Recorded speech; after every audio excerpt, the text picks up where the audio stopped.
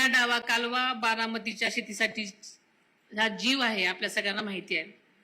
शेतकऱ्यांना पाणी नियमित यापुढेही मिळत राहील यावर पूर्वीसारखेच लक्ष राहील.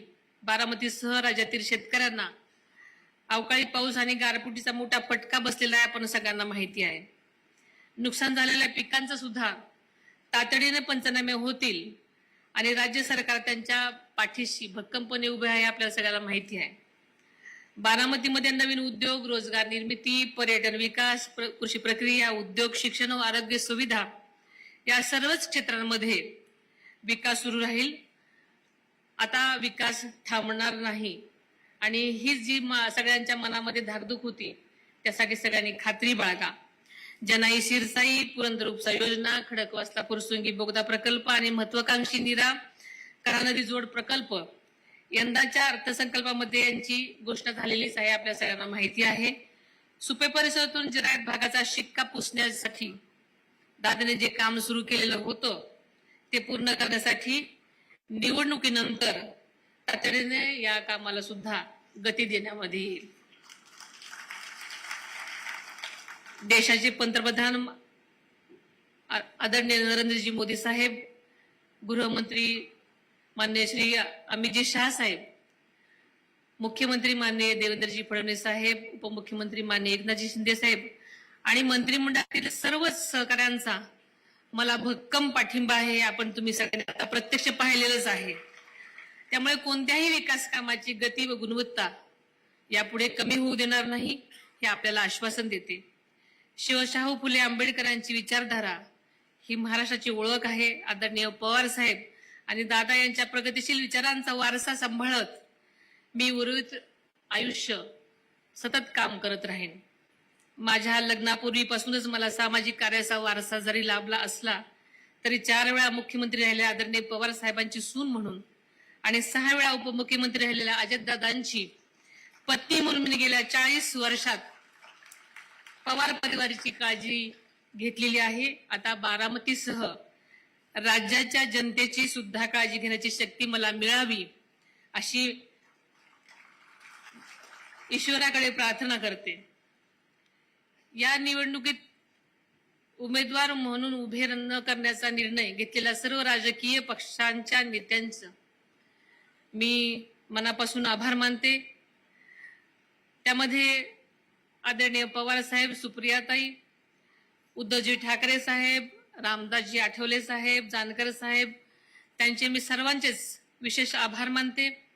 आपले सर्व हितसंबंध बाजूला सारून या दुःखाच्या क्षणी आपण सर्वांनीच पाठिंबा दिल्याबद्दल मी सर्वांचीच मनापासून आभारी आहे. माझ्या उमेदवारी अर्ज भरण्यासाठी प्रेमाने उपस्थित असलेल्या तमाम बारामतीकरांचे, राष्ट्रवादी काँग्रेस पक्षाच्या सर्वच महायुतीतल्या आणि तसेच भाजपच्या, शिवसेनेच्या तसेच मित्रपक्षांच्या सर्वच पदाधिकारी आणि कार्यकर्त्यांचे सुद्धा मी मनापासून, हृदयापासून आभार मानते. ही लोकशाही आहे, त्यामुळे प्रत्येकाच्या मताचा मी आदर करते.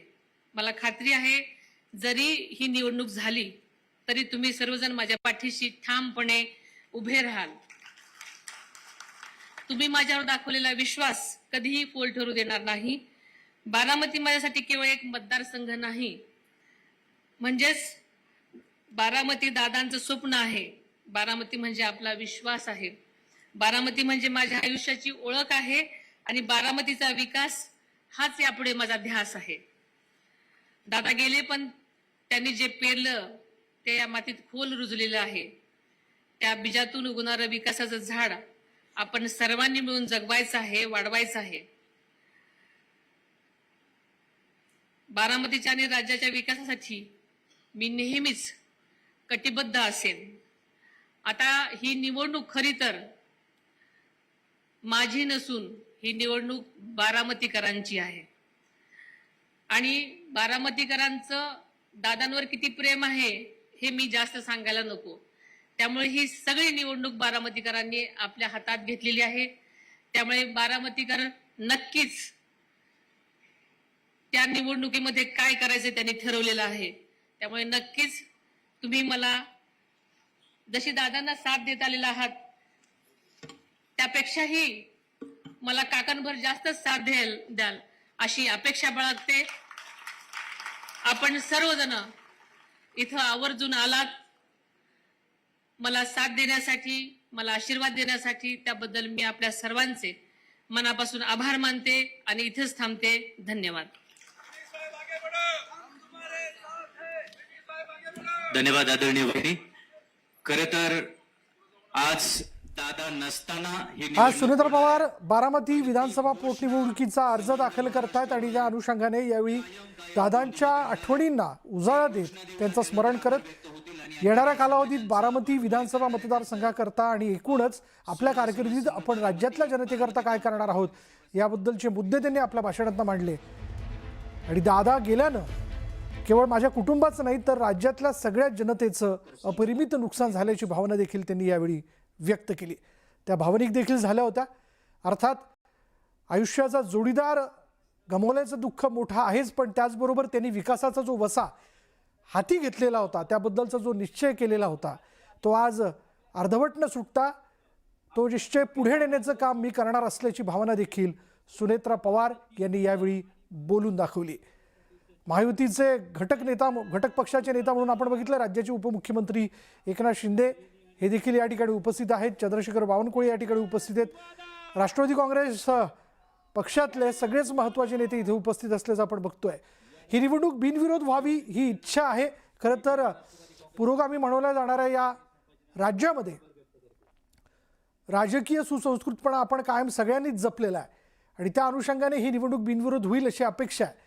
पण ती झालीच नाही तर गाफील राहू नका. निवडणुकीसारखीच ही निवडणूक आपल्याला लढायची आहे असं म्हणत देखील एकनाथ शिंदेंनी सगळ्या कार्यकर्त्यांना आणि जनतेला मतदारांना आवाहन केलं.